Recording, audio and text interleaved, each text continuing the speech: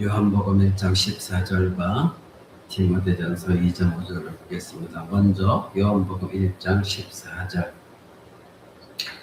말씀이 육신이 되어 우리 가운데 거하심에 우리가 그의 영광을 보니 아버지의 독생자의 영광이요 은혜와 진리가 충만하더라. 아멘.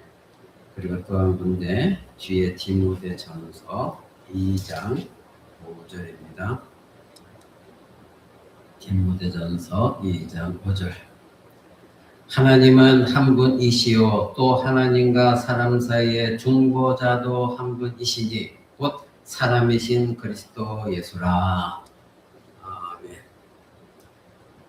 네, 우리가 예수 중심적인 신앙이라는 제목을 가지고 28번째 시간으로 오늘부터는 예수님이 가지신 인성, 우리와 똑같은 인성을 가지신 예수 그리스도에 대해서 알아보고자 합니다. 지난주까지는 창세기에 창세전부터 하나님이 예표하신 대로 예수 그리스도 보셨고, 그리고 예수 그리스도의 신성에 대해서 알아봤죠.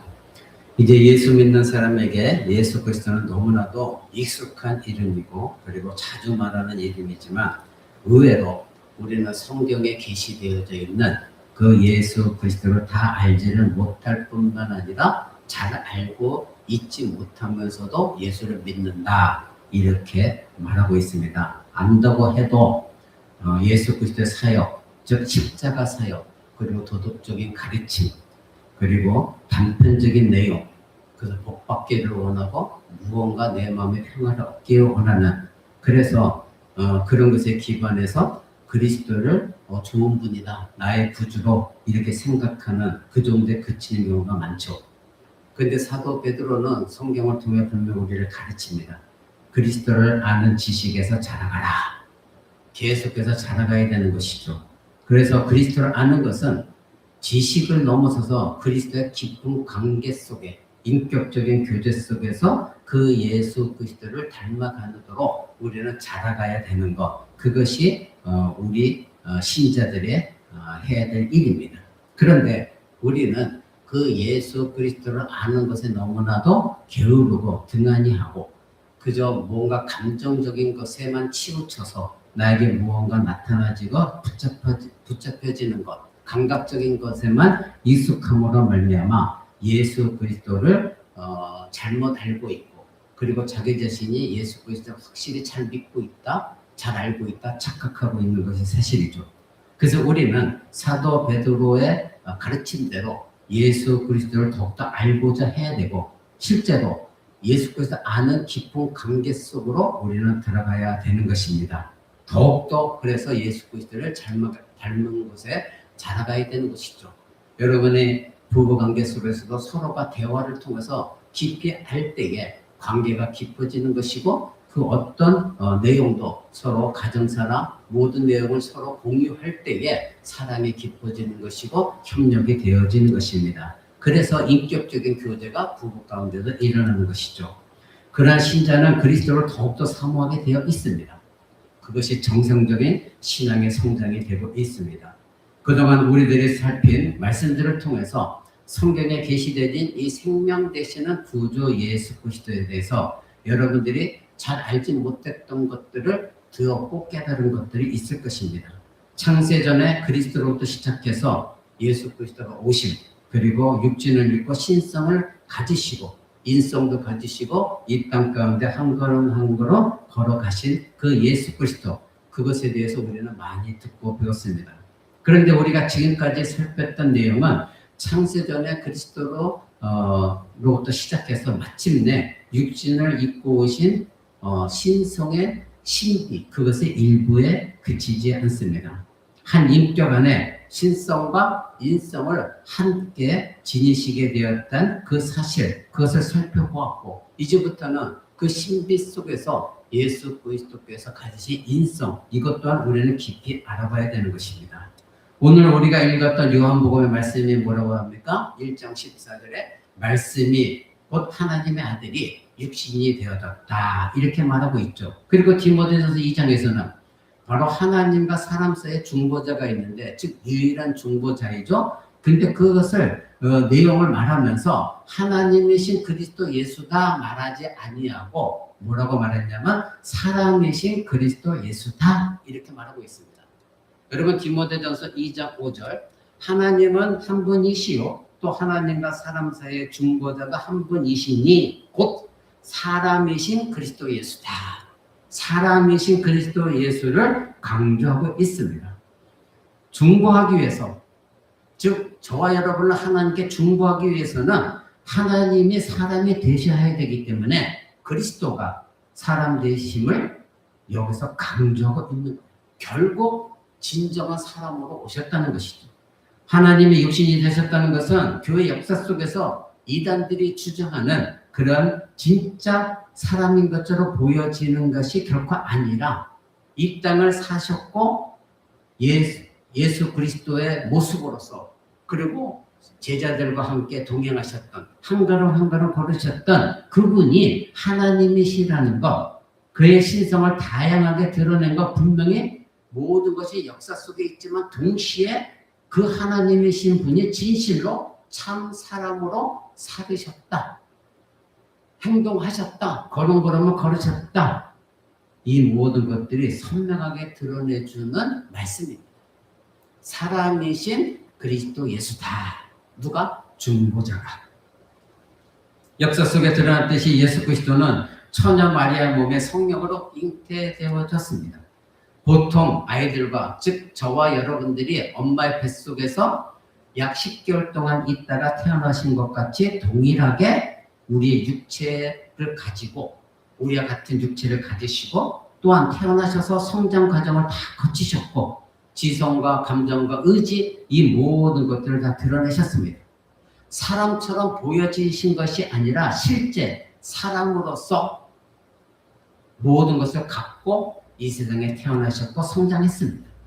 성장 과정 속에서는 목마름이 있었고 배고픔이 있었고 슬픔도 있었고 고통도 있었고 피곤하시기도 하셨고 다양한 고난을 받으시면서 고난의 아픔도 겪으셨죠. 이런 구체적인 내용은 그리스도가 인생을 분명히 인성을 가지고 사셨다는 것을 드러내 보여주는 겁니다. 성경에 많이 나와 있죠. 그리고 땀과 피를 흘리셨습니다. 채찍을 맞으셨습니다. 고통도 당하셨습니다. 십자가 달렸습니다. 그때에 로마 군사가 예수 그리스도의 옆구리에 창으로 찔렀고 그 옆구리에서는 물과 피가 쏟아져 나왔죠. 그리고 죽으셨죠. 무덤에 묻히셨죠. 이런 것들은 바로 그리스도가 우리와 같은 인성을 가지고 사셨다고 하는 선명한 역사적인 증거인 것입니다. 그런데 지나온 역사 속에서 이단들은 이 육체를 악한 것으로 여겼어요. 영지주의자들인데 그 사람들은 그래서 하나님이 이렇게 천한 인간의 육체를 입고 오실 수가 없다. 그래서 그들은 영은 굉장히 뛰어난 가치가 있는 것이고 육은 별 볼 일 없는 것이다. 천한 것이다. 이렇게 생각했기 때문에 하나님이 육체로 계실 수가 없다. 이렇게 생각한 거예요. 그래서 그들은 예수 그리스도에 대해서 마치 사람인 것처럼 보일 뿐이다 하면서 가현설을 주장했어요.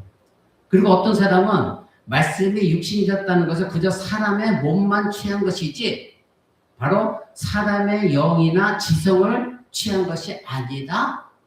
이렇게 자꾸 왜곡해서 주장을 했죠. 그러니까 몸은 가지고 있지만 그 안에 있는 모든 내적인 모든 기능은 신이라는 것이죠.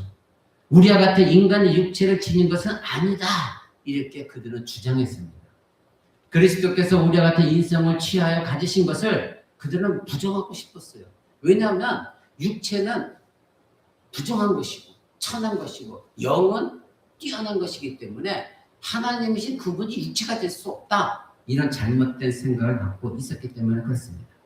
물론 그런 것들은 사도들이 예수 그리스도를 보고 증거했던 것과는 완전히 다른 것이고 지금까지 성경이 증거하고 있는 내용과는 전혀 다른 겁니다.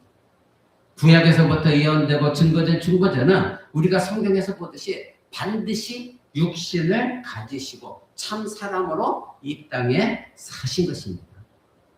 오늘 본문에서 그리스도는 하나님과 사람 사이의 중보자로서 반드시 인성을 지니신 분이셔야 된다고 분명히 말하고 있죠. 그렇지 않은 구원자는 가짜입니다. 참된 구원자가 될 수 없는 것이에요. 그래서 사도 요한은 요한일서 4장에서 이렇게 말했어요. 예수 그리스도께서 육체로 오신 것을 부정하는 자들을 하나님께 속한 것이 아니다. 이렇게 말하는 거예요. 즉 적그리스도다. 적그리스도의 영을 소유한 것이다. 이렇게 말했습니다. 여러분은 그리스도께서 육체로 오신 것, 그리고 우리와 같은 인성을 가지신 것에 대해서 정말로 확고한 믿음을 갖고 있습니까?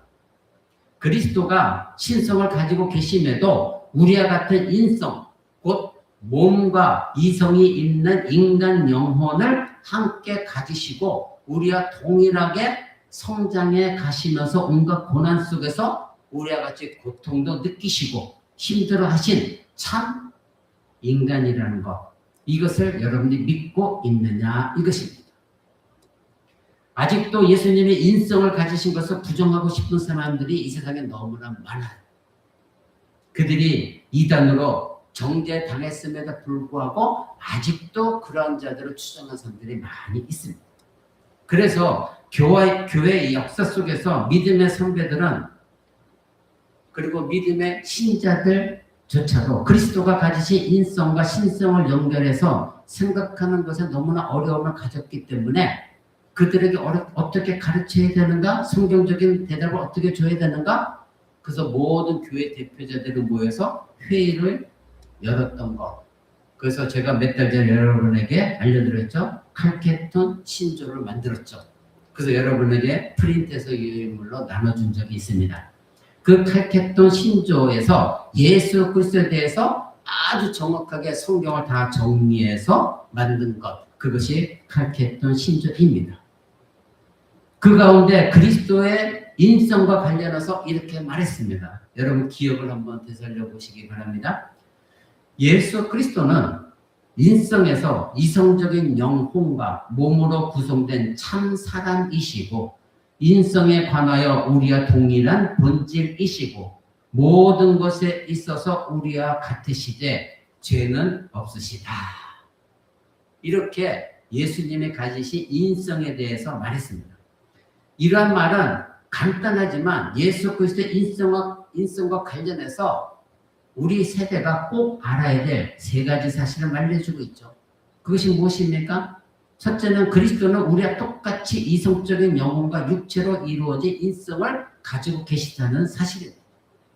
둘째는 그리스도는 우리와 동일한 본질의 인성을 가지시고 계시다는 것이죠. 우리와 동일하다는 겁니다. 참 인간이라는 것이죠. 세 번째는 그리스도는 모든 것에서 우리가 같지만 다른 점이 딱 하나가 있는데 그것은 죄가 없으시다는 것입니다. 하나님의 아들이시기 때문에. 예수 그리스도의 인성과 관련된 이 세 가지 사실은 신성과 똑같이 모두가 신비스럽고 경이로운 사실이에요. 그렇죠? 이건 신비입니다. 특히 신성을 가지신 그 예수 그리스도께서 인성을 가지시고 사셨다는 것, 이것을 생각하면 더욱더 신비로운 것입니다. 우리는 이 세 가지 내용들을 이제부터 상세하게 살피기를 원합니다. 우리의 머리로서는 다 헤아려 아는 것이 결코 쉬운 것이 아니지만 신성을 지니신 그리스도께서 앞에서 언급한 것 같이 인성을 가지시고 이 땅에 존재하시며 살아가셨다는 것, 그리고 지금도 그러하신 분으로 계시다는 것을 우리가 살핀다는 것은 우리로 하여금 우리 주 예수 그리스도를 더 깊이 알고 그리고 심지어 주님을 더 사랑하고 싶은 마음을 불러일으킬 것입니다. 자, 그러면 첫 번째 알아봐야 될 것은 하나님이 육신이 되셨다고 할 때 그가 취한 인성이 구체적으로 어떠한 것이냐 이겁니다. 예수 그리스도가 가지신 인성이 무엇이냐 이거죠. 물론 우리와 똑같은 영혼과 육체로 이루어진 인성을 지니셨습니다. 똑같습니다. 인간은 육체, 곧 살과 뼈와 피, 이와 같은 물질적인 요소와 영혼이라고 하는 비물질적인 요소로 구성되어 있어요. 모든 인간은 이 두 가지 구성으로 다 되어 있습니다. 저와 여러분 모두 동일합니다. 즉 육체와 영혼이죠. 그리스도는 하나님과 사람 사이에서 이 중보자의 역할을 하시기 위해서 우리와 같은 이런 두 가지 요소를 완벽하게 지니셨어요. 육체와 영혼을 가지셨다 이겁니다. 그리스도는 어떤 이단들의 주장대로 환상에 지나는 그런 존재가 아니십니다. 환상으로 보일 뿐이 몸을 가지신 분이 아니다 이겁니다. 실제로 육체와 영혼으로 이루어진 인성을 가지신 분이다 이것입니다. 빌립보서 2장은 분명히 이렇게 말하죠.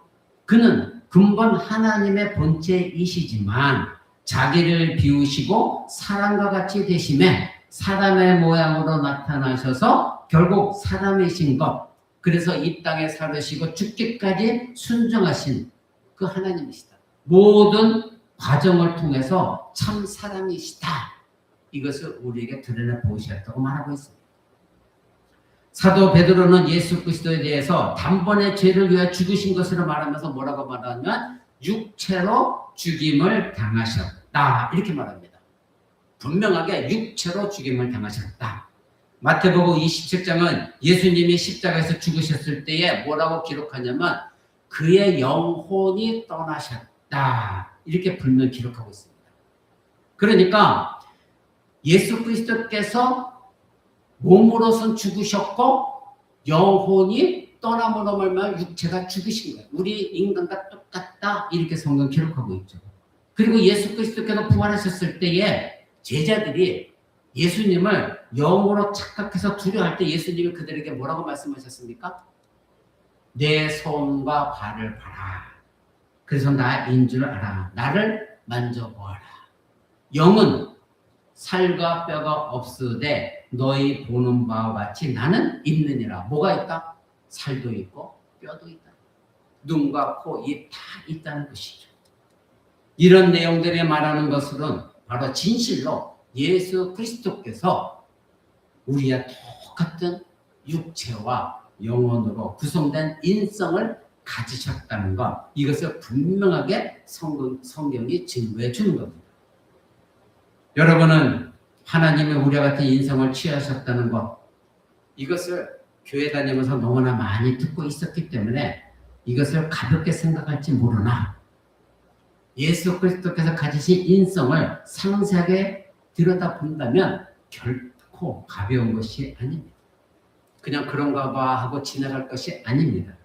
그리스도께서 우리를 구원하기 위한 중보자 역할을 하기 위해서 우리와 똑같은 이 육체를 지니셨다는 것을 구체적으로 한번 잘 생각해 보세요. 예수 그리스도께서 가지신 지성, 감정, 그리고 의지, 이 모든 영역에서 자세히 들여다보면 너무나도 기이하다는 것을 우리는 알게 됩니다.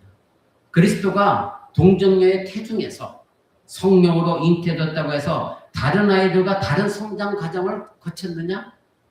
아닙니다. 똑같은 임신 기간 동안 약 10개월간 있었고 젖을 먹었고 그의 모처는 다른 아이들 양육하듯이 똑같이 양육했습니다. 누가복음 2장은 이렇게 말합니다. 아이가 자라며, 여기서 아이는 예수 그리스도입니다. 아이가 자라며 강하여지고 지혜가 충만하여 하나님의 은혜가 그 위에 있더라. 자, 자라며 강해졌다는 거예요. 지혜가 충만해져 갔다는 거예요. 육체적인 성장을 말하고 있죠. 그리고 지혜가 충만했다는 건 정신적인 성장을 말하는 거예요. 이것이 신비입니다.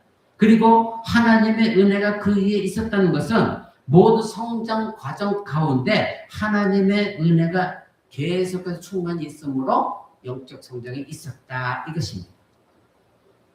여기서 키가 자란 것뿐만 아니라 지혜가 자랐다고 하는 것은 놀라운 이야기죠. 신비해요. 신성을 지니신 그리스도께서 그의 인성이 우리와 똑같은 과정을 거쳤고 경험했다는 것, 특히 지혜가 자랐다는 것을 한번 생각해 보시기 바랍니다. 신성을 가지신 그리스도께서 마리아의 태에 잉태되어져서 아기로 태어나고 음식을 먹고 자라는 과정, 이것도 너무나도 신비고 기이하지만 그의 지혜가 자랐다는 것, 이거는 굉장히 기이하고 놀라운 거예요. 신성을 지니신 그리스도께서 그가 취하신 인성의 성장 속에서 지혜가 자라가셨다는 것, 이것은 예수님께서 다른 아이들과 똑같이 성장 과정을 갖췄다. 이것입니다.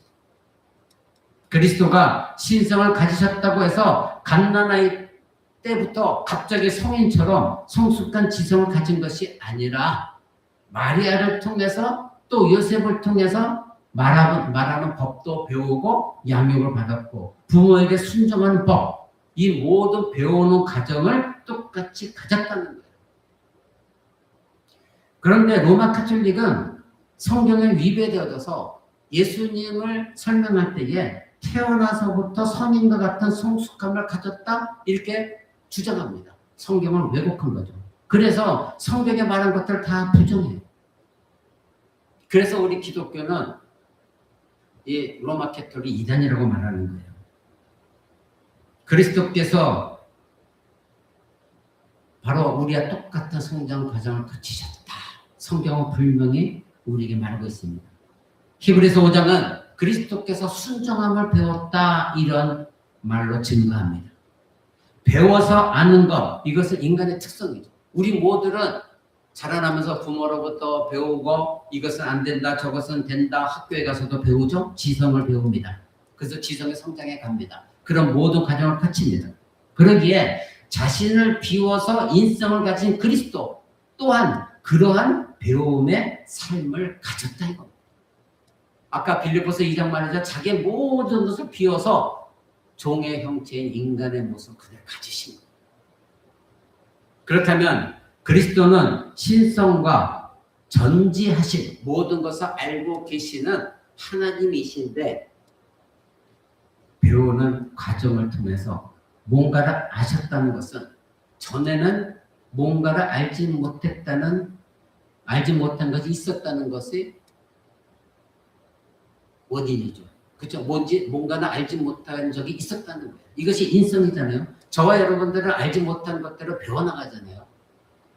여러분이 이 신비를 한번 생각해 보았습니까? 전지하시다는 것은 신적인 속성이에요. 하나님의 모든 것을 알고 계세요. 과거와 현재와 미래 모든 것을 알고 계신 하나님이에요. 근데 그 전지하신 신적인 속성을 가지신 그리스도께서 인성을 따라서 사는 동안에 무언가를 배워서 아셨다는 거예요. 이것이 신비예요. 기이한 사실이에요. 그리스도께서 지혜가 자랐다는 것은 성장 과정서부터 배워서 아는 것, 곧 자신이 보고 경험하는 것들을 통해서 발달 과정이 있었다는 것. 이것을 성경이 말합니다. 달리 말하면 배우기 전에는 모르는 것이 있었다 이것이죠. 마가복음 13장은 말할 때 이렇게 말합니다. 그 날과 그때는 아무도 모르나니 하늘에 있는 천사도 아들도 모르고 아버지만 아시느니라. 여기서 예수님이 모르신다고 하는 것을 어떻게 여러분들 이해하셔야 될까요? 우리가 왜 이런 말씀 자꾸 들어야 되냐면 이단이 이렇게 조금 뭔가 내가 이해하지 못한 것들을 치고 들어오기 때문에 이런 것들을 교회에서 분명히 알려주지 않다 보니까 이단들이 이런 것을 치고 들어오면 넘어가는 거예요. 자, 여기서 예수님 모르신다고 하는 거 이것을 여러분들 어떻게 이해하고 설명할 거예요? 아버지와 신적 동등이란 본질을 갖고 계신 전지하신 하나님의 모든 것 계신 하나님이신 그리스도께서 재림의 시기를 다 알지 못한다 이렇게 말하고 있어요. 이것을 어떻게 이해할 수 있느냐 이거죠. 당연히 그의 신성을 생각하면 자기 자신이 다시 오실 때는 모르실 수가 없죠. 왜냐하면 이미 창세되는 모든 것을 계획하실 때 성자 하나님, 성부 하나님, 성령 하나님은 함께 계획하셨고 그 계획을 실제로 이루시도록 이 세상에 오셔서 십자가에 죽으셨거든요. 다 성취하셨거든요. 모르실 수가 없어요. 그러면 모른다는 것은 무슨 의미입니까? 그것은 인성을 따라서 말씀하는 거예요. 인성으로는 모른다는 거예요. 신성으로는 다 알고 계신데 그래서 예수 안에는 인성과 신성이 서로 섞인 것도 아니고 함께 존재하고 계신 거잖아요. 언제나. 그 신성으로 알고 계시지만 인성으로는 그걸 모르신다 말씀하신 거예요. 그리스도께서 그날과 그때를 모른다고 하신 것은 인성으로는 제한된 지식을 가질 수 있다는 점을 말씀해 주는 겁니다. 중요한 것은 신성으로 모든 것을 아시면서 또 인성을 따라서 모르시는 것을 순종하심으로 배우면서 우리를 구원하시기 위해 구속의 길을 걸으셨다는 거예요. 여기서 우리는 예수 그리스도의 이 놀라운 희생하심, 신성으로 모든 걸 알고 계심에도 불구하고 인성을 따라 모르시는 것을 순종하시면서 배워가며 하나님의 뜻에 순종하 십자가의 죽음의 길을 걸으셨다는 거예요. 이것이 우리의 구원의 여정에 필요했습니다. 그러나 우리는 그리스도께서 우리처럼 배워하셨다고 해서 그리스도가 모든 것에서 우리와 똑같다? 이렇게 생각해서는 안 되는 것이죠. 우리와 분명한 차이가 있습니다. 똑같은 인성, 똑같은 육체, 몸과 영혼을 가지셨죠? 똑같습니다. 그런데 다른 것은 무엇입니까? 그리스도께서 죄가 없으셨다는 것이죠. 그리스도께서 알고 계신 지식, 지성에는 죄가 없었습니다. 그러나 우리가 배우는 것, 지식, 지성에는 죄가 끼어들어 있습니다. 우리는 죄가 되어진 것을 배웁니다. 나쁜 것들을 어려서부터 배웁니다. 심지어는 부모로부터 나쁜 것들을 다 습득합니다. 눈으로 보고 귀로 듣고 경험하면서 체험하면서 다 배워나갑니다. 악한 것들을 배우죠. 학교에서도 친구들과 관계 속에서 나쁜 것들을 배우고 사회에서도 배워나갑니다. 그리스도가 중보자로서 배운 것 속에는 우리와 달리 그러나 죄가 없으셨어요. 그리고 우리가 하나님과 갖는 관계와는 비교가 되지 않는 하나님의 아들로서 그리스도는 하나님과 아주 친밀한 관계를 갖고 하나님과 대화하며 하나님의 뜻을 알고 수행하는 것이 있었습니다. 그런 부분에서 분명히 우리와는 다른 것이죠. 우리의 생각, 우리가 배우는 건 다 죄가 있습니다.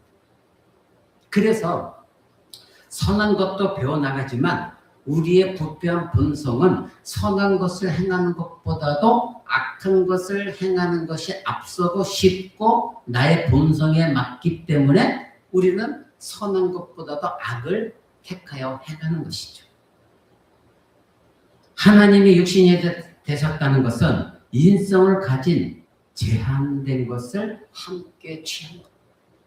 인성은 제한되어 있어요. 신성은 무한하지만 비록 그리스도가 사람이 되셨지만 그리스도는 육체가 본래 무지하기 때문에 나는 모른다. 이렇게 말한 것을 부끄러워하지 않으셨어요. 이것을 우리는 뭔가 모르면 부끄러워하지만 예수님은 신성으로는 모든 걸 알고 계시지만 인성으로 내가 알지 못한 것에 대해서 부끄러워하지 아니하시고 나는 모른다. 아버지만이 아신다. 하늘의 천사도 모른다. 나도 모른다. 이렇게 말씀하심으로 말미암아 그리스도는 하나님으로서는 알고 계시면서도 인성으로서는 모르고 있다는 것을 우리에게 보여주신 것이죠. 말씀이 육신이 되어 이 땅에 거하신 그리스도 안에 있는 신비는 바로 신성에 따른 전지하심과 그리고 인성을 따르는 아는 것에 대한 지성에 대한 제한된 것 이것을 함께 가지고 계셨다는 것. 이것이 우리가 참으로 이해하기 힘든 진리입니다. 이 땅에 육신을 입으신 그리스도가 우리를 죄에서 구원하기 위한 중보자로서 그렇게 할 수밖에 없었던 것이죠. 그렇다고 그리스도께서 우리를 죄에서 구원하기 오신 중보자로서 알아야 했던 것까지 무지했다는 것은 아닙니다. 그리스도가 비록 인성으로서 배우셔야겠지만 중보자로서 자신이 알아야 할 것은 다 아셨어요. 그가 중보자로서 우리의 구속에 대해서는 성부 하나님께서 그리스도와 공유하셨기 때문에 다 알고 계셨죠. 그가 중보자로서 하나님의 뜻에 대해서 요한복음 5장에서 이렇게 말합니다. 내가 아무것도 스스로 할 수 없느니라. 나는 나의 뜻대로 하지 않고 나를 보내신 이의 뜻대로 하려 한다. 그러니까 인성의 지성에는 한계가 있었지만 하나님의 뜻에 대해서 분명히 알고 계셨다 이겁니다. 그래서 자기 자신이 스스로 하는 것은 없지만 하나님의 뜻에 따라서 자기는 자기 뜻대로 하지 않냐고 하나님의 순종하며 그 일을 행한다. 이렇게 말씀하신 것이죠. 요한복음 6장에서도 나를 보내신 이의 뜻은 내게 주신 자 중에 내가 하나도 잃어버리지 않냐고 마지막 날에 다시 살리는 것이다. 그러니 하나님의 뜻이 무엇인지를 예수님은 알고 그 뜻을 행하셨고 지금 요한복음 5장과 6장에서 하나님의 뜻을 우리에게 알려주셨어요. 그게 뭐예요? 하나님의 창세전부터 택하신 자를 절대 잃어버리지 않으신다. 최종적으로 그들을 확실하게 구원하신다. 누구예요? 저와 여러분. 창세전부터 택함을 받은 우리들이다. 이겁니다. 요한복음 4장에서 예수님 이렇게 말씀하십니다. 나의 양식은 나를 보내신 이의 뜻을 행하며 그의 일을 온전히 이루는 이것이다. 즉 예수님은 지성의 인성을 가진 지성에서 하나님의 행하실 계획에도 모르는 부분도 있었지만 분명한 것은 하나님의 뜻을 알고 계셨다 이겁니다. 하나님의 뜻을 하나님과 함께 공유했던 것이죠. 하나님의 뜻, 자신이 고난받고 죽었다가 3일 만에 살아나서 이루실 구원을 하나님과 관계 속에서는 분명히 알고 계셨어요. 그러므로 그리스도께서 중보자로서 알아야 할 것까지 무지했던 것은 아니었어요. 중보자로서 이 세상에 오신 목적, 하나님의 뜻, 이것은 분명히 알으셨다 이겁니다. 사랑하는 성도 여러분, 우리 주 예수 그리스도께서 겟세마네 동산에서 죽으시기 전에 피땀 흘리시면서 기도하면서 죽음의 잔을 옮겨달라고 기도하신 것 여러분이 잘 아실 것입니다. 이 기도는 자신이 중보자로서 행하시며 성취하실 것을 육체가 지닌 한계뿐만 아니라 인간의 지성이 가진 한계 안에서 이런 기도를 하신 거예요. 육체의 한계와 지성의 한계 속에서 기도하신 것이죠. 여러분, 자신의 인성의 한계, 곧 몸과 지성의 한계 내에서 일하시는 그리스도를 여러분 한번 생각해 보세요. 막연하게 생각하지 말고 이 성경에서 말하고 있는 인성을 가지신 한계 안에서 예수님이 행하신 일들을 한번 생각해 보라 이거예요. 인성을 가지셨는데 그에게 신성이 있다. 이것과 함께 연결해서 생각해 보세요. 여러분, 우리는 성경 그냥 대충 읽지 말고 나에게 오늘도 유익한 말, 나를 기분 좋게 하는 말, 그래야지 이것이 아니라 예수 그리스도께서 이 땅에 인성을 가지고 살아 계시는 동안 행하신 일들, 그런데 그 안에는 신성도 함께 존재하셨음에도 불구하고 한계를 가지신 인성으로서 살아가신 예수 그리스도, 그분이 우리를 위해서 행하신 일들을 한번 생각해 보라 이거예요. 얼마나 신성의 유혹이 컸을까요?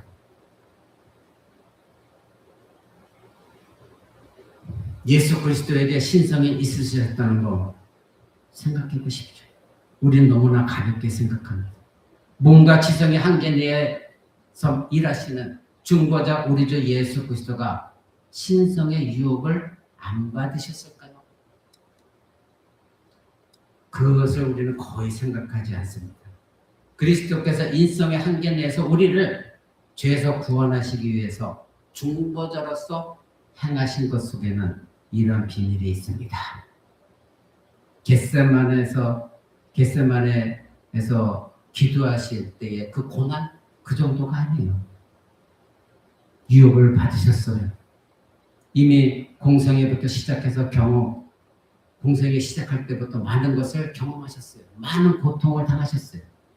공생애를 시작하실 때 처음 하신 일이 무엇입니까? 광야에서 40일간 금식이었습니다. 어떤 일이 일어났습니까? 금식이 끝나자마자 사단이 예수 그리스도께 다가와 유혹했죠. 인성을 가졌을 때 가장 기본적인 것이 뭐예요? 배고픔이에요. 그렇죠. 40일 동안 금식했었으니 얼마나 인성으로서 배고팠을까요? 가장 기본적으로 필요한 것이 음식이었습니다. 그때 이 사단이 예수님 음식으로 유혹을 했죠. 뭐라고 했습니까? 이 돌덩이를 떡덩이가 돼서 먹어. 네가 하나님의 아들이라며. 그렇다면 너는 전능한데 뭐든지 할 수 있는데 배가 고프니까 이 돌들을 떡으로 만들어서 먹으면 되잖아. 유혹했습니다. 육체를 가지고 굉장히 배고픔을 느낄 때에 유혹한 겁니다. 이 유혹은 결국 자신의 몸이 지닌 한계를 자신의 신성, 즉 전능하심으로 한번 해결해봐. 이것이었어요. 물론 예수님은 당연히 돌들을 떡으로 만드실 수 있으셨어요. 그리고 인성이 가지신 한계, 배고픔을 해결하실 수 있으셨어요. 만약에 여러분에게 그런 능력이 주어졌다면, 불가능이지만 능력이 주어졌다면 여러분들은 아마 바꿔서 먹었을 거예요. 그리스도가 인성의 한계를 이 신성으로서 전능하심으로 해결하는 것은 아무 문제가 되지 않았어요. 그러나 그것은 중보자로서 이 세상에 오셔서 행하시며 성취할 것들 다 무너뜨리는 것이고, 인성을 지닌 한계 속에서 우리의 구원을 성취해야 되는 예수 그리스도께서는 그 실패의 길을 갖지 아니하시고 그 유혹을 물리치시고 인성의 한계를 이겨내셨습니다. 신성을 가졌음에도 불구하고, 해결할 수 있었음에도 불구하고 그리 하셨다는 거예요. 히브리서는 십자가 죽음의 순간까지 고난 속에서 유혹을 받으신 걸 다 포함해서 이렇게 말합니다.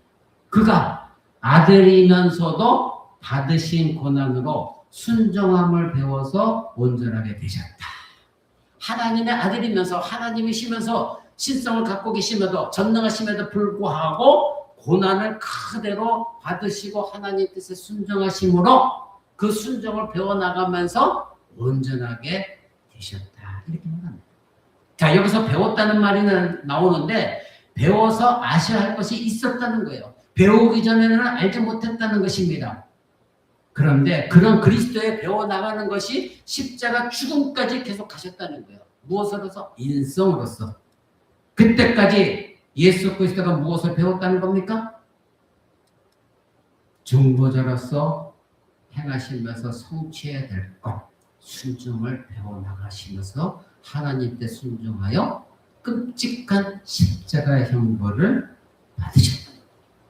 누구를 위해? 우리를 위해. 우리를 위해 하나님의 뜻에 순종하셨다는 겁니다. 하나님의 아들이신데 왜 그 순종을 배우셨다는 것입니까? 그가 인성을 가지셨기 때문에 그렇습니다. 그리스도가 인성의 한계 속에서, 즉 자신의 육체 한계와 지성의 한계 내에서 순종해야 했기 때문에 그런 거예요. 그 한계 내에서 그리스도는 고난으로 순종을 배웠습니다. 물론 그리스도는 자신이 고난을 받고 십자가 달려 죽고 3일 만에 살아나시는 것, 이 모든 것을 알았고, 그래서 십자가에 죽으시기 전에 제자들에게도 3번 말씀하셨죠. 그런데 그 뜻을 이룬 순간을 앞에 두고 겟세마네 동산에서는 인성의 한계를 가지시고 심히 고민하여 죽게 되었다. 이렇게 피땀 흘리는 기도를 하면서 하나님 아버지께 기도하시기를, 만일 할만하시거든 이 잔을 내게서 지나가게 하옵소서. 이렇게 기도합니다. 인성의 한계를 가지시고 기도하시고, 우리는 예수님이 영웅적으로 아버지의 뜻대로 하시옵소서 이렇게 말씀한 것이 아니에요. 그래서 우리도 멋들어지게 내 뜻대로 마옵시고 아버지의 뜻대로 하옵소서 무언가 영웅적으로 말해서는 안 됩니다. 예수님은 이 말씀하실 때 인성으로서 심히 고민하여 죽게 되어졌고, 그래서 하나님 아버지 만일 할만하시거든 이 잔을 내게서 지나가게 하옵소서. 이 인성의 한계를 가지고 극심한 고통 속에서 기도를 했다는 것, 이것을 한번 생각해 보시라 이거예요. 그분은 신성을 가지고 계셨어요. 이 고난을 당하지 않으셔도 됐어요. 그런데 그 신성으로서 이 모든 문제를 해결할 수 있었지만 그 신성의 전능하심을 발휘하지 아니하시고 우리를 위해 대신 죽으시는 중보자가 되시기 위하여 끝까지 인성의 한계를 가지시고 고통 속에서 이 기도를 하셨다는 것입니다. 사랑하는 성도 여러분, 상대적으로 신성을 가지고 쉬운 길을 가실 수 있었어요. 얼마든지 신성을 가지고 할 수 있었으나 유혹을 뿌리치셨습니다. 신성의 유혹을 그 순간에도 뿌리치셨습니다. 인성의 한계 내에서 하나님을 의지하면서 순종하길 배워서 우리를 구원하시기 위한 중보자의 길을 끝까지 가셨습니다. 자기의 신성, 즉 전능하심과 전지하심을 발휘하는 상황, 그래서 모든 걸 바꿀 수 있었으나 모든 유혹을 넘어가서 쉽게 문제를 해결할 수 있었으나 그 모든 것을 뿌리치고 순종함을 배워서 중보자로서 죽음의 길을 나아가신 것. 사랑하는 성도 여러분, 그리스도는 죄를 모르시지만 죄가 주는 끔찍함이 무엇인지 우리의 죄를 대신 짊어짐으로써 받을 그 형벌의 실체를 배워 아는 지식 속에 있었습니다. 죄가 없는 그리스도에게는 끔찍한 죄의 형벌과 지식이 없었으나 그 죄의 형벌이 얼마나 끔찍한 것인가를 우리 대신에 경험하셨습니다. 그래서 십자가에 달려서 우리의 모든 죄의 형벌을 받으실 때 외치신 것이 무엇입니까? 엘리 엘리 라마 사박다니. 무슨 말입니까? 나의 하나님 나의 하나님 어찌하여 나를 버리시나이까 외치셨습니다. 결국 육신이 되어 이 땅에 오신 그리스도는 버림받기까지 순종하심으로 모든 것을 경험하셨어요. 인성으로서 육체로서 버림을 받으셨어요. 그 순종 속에서 우리를 대신해 짊어진 죄로 죄의 형벌의 그 무시무시한 우리는 감당하기 힘든 고통, 그 죄의 무한한 무게, 그리고 버림받으심까지, 그리고 자신이 알지 못했던 죽음까지, 죄의 죽음까지 예수님이 경험하신 것입니다.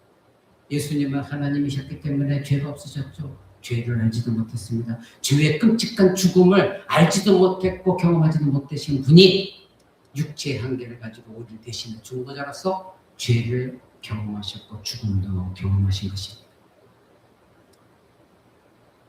인성을 따라 십자가의 죽음으로 나가신 그리스도가 십자가 위에서도 하늘에 있는 12영이나 되는 하나님의 나라의 군사를 소집할 수 있었음에도 불구하고 예수 그리스도께는 그렇게 하지 않으셨습니다.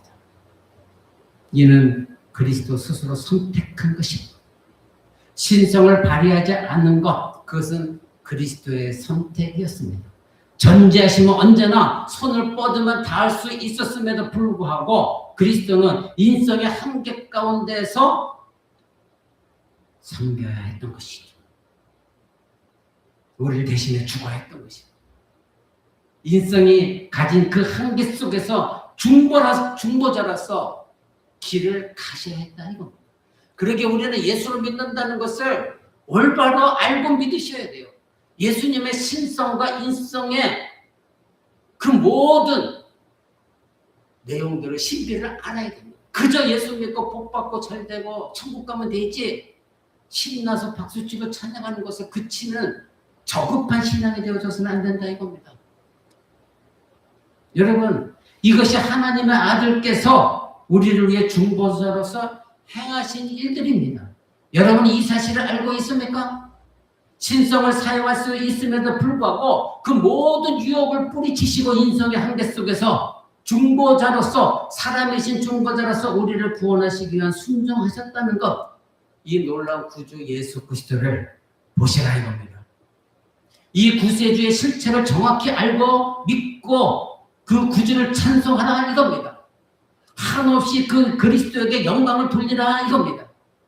그리고 그 예수 그리스도를 말미암아 구원의 가치가 얼마나 귀중한 가치인지를 보라 이겁니다. 한 교회 목회자의 목회 방침의 가치를 보지 마시고 이 세상의 저급한 가치에 따라서 예수 그리스도를 믿고 따르겠느냐 안 따르겠느냐 하지 마시고 이런 행위를 하신 하나님이심에도 불구하고 인성의 한계를 가지시고 신성의 그 모든 능력을 포기하시고 십자가의 길을 걸어가신 그 구원의 참된 가치를 보라 이겁니다. 그로 인한 구원의 복된 것이 얼마나 귀한 복된 것인가를 볼 줄 알아야 된다 이것입니다. 그저 예수 믿고 구원받았네 이것이 아니라 이거예요. 이런 저급한 신앙에서 이제는 벗어나고 그 예수 그리스도께서 우리에게 구원을 주시기 위한 이 놀라운 신비를 여러분들이 깊이 알으라 이거예요. 여러분은 하나님의 아들이 육신이 되어 이루신 이런 구원을 알고 구원을 받았습니까? 그렇다면 여러분은 그 구원의 복됨을 항상 기억해야 됩니다. 감사해야 됩니다. 기뻐해야 됩니다. 그래서 사도 바울이 말한 거예요. 항상 기뻐하라. 쉬지 말고 기도하라. 범사에 감사하라. 그 이유를 분명히 알아야 되는 거예요. 그런 사람만이 항상 기뻐할 수 있고 기도할 수 있고 감사할 수 있는 거예요. 그로 인하여 하나님께 세세무궁토록 찬양과 영광과 경배를 돌릴 수 있는 것입니다. 그런데 혹시 여러분 중에 아직 이 예수 그리스도를 알지 못하고 믿지 않는 사람들이 혹시 있습니까? 알고 믿는다 할지라도 저급한 상태 속에서 복받기 위해서 내 상처 치유받기 위해서 마음의 평안을 얻기 위해서 무언가 다른 목적이 있어서 예수께서 행하신 그 모든 걸 제대로 알지 않고 표면적으로만 알고 교회에 나와서 예배 행위하고 종교 행위를 하고 있지 않느냐 이겁니다. 예수 그리스도를 믿으십시오. 이러한 지식 속에서 믿으십시오. 이러한 신앙 고백 속에서 믿으십시오. 죄인을 구원하시기 위해서 기꺼이 우리와 똑같은 인성을 취하시고 한계를 가지시고 고난의 길을 구원의 길을 완수하신 하나님 그 예수 그리스도 신성도 가지고 계셨지만 그 신성의 유혹을 다 물리치시고 인간으로서 사람이신 중보자로서 행해야 될 그 모든 길을 걸어가신 그 예수 그리스도 그 예수 그리스도를 알고 진정으로 믿고 확신하며 그 예수 그리스도의 친밀한 교제 속에서 구원의 길을 걷는 신자만큼 복된 것은 없는 것입니다. 사랑하는 성도 여러분, 저와 여러분이 믿는 예수 그리스도 얼마나 귀하고 놀랍고 신비롭고 감사하신 예수 그리스도입니까? 하나님의 친히 육신을 입고 오셔서 아기로부터 태어나셔서 걸어가신 한 걸음 한 걸음이 신성을 갖고 계셨지만 인성을 가지신 그 한계 속에서 우리의 구원을 위해서 걸으신 그 모든 걸음걸음이 얼마나 놀랍고 은혜로운 것입니까? 그저 나를 위해 죽으셨대, 십자가에서 죽으셨대, 너무나 감사해, 놀라워. 이것에 그치는 것은 정말로 초등학문이에요. 이제는 여러분들이 그것에서 더 자라나가야 돼요. 성장이 되어져야 돼요. 이것을 알면 할수록 여러분의 신앙은 더욱더 성장해서 어떤 상황 속에도 유혹에 넘어가지 않으면 이겨나가는 여러분이 될 수 있습니다. 얼마나 은혜롭습니까? 그러니 예수 그리스도를 말하려거든 진심으로 여러분 깊이 생각하고 믿고 무게감 있게 생각하고 무게감 있게 믿으셔야 돼요. 가벼운 신앙이 되지 마시고 찰락찰상거리는 물결의 그 편이 되지 마시고 흔들림 없는 그 바다 밑 가운데 무게감 있는 신앙이 되어져야 돼요. 엄청난 큰 배가 무게추를 바다 밑바닥에 내렸을 때는 흔들림이 없는 것처럼 여러분의 성경에 나타나 있는 예수 그리스도에 관한 성경의 말씀 하나하나가 그렇게 무게감 있게 다가오고 깨달아야 되고 그 예수 그리스도를 알으셔야 됩니다.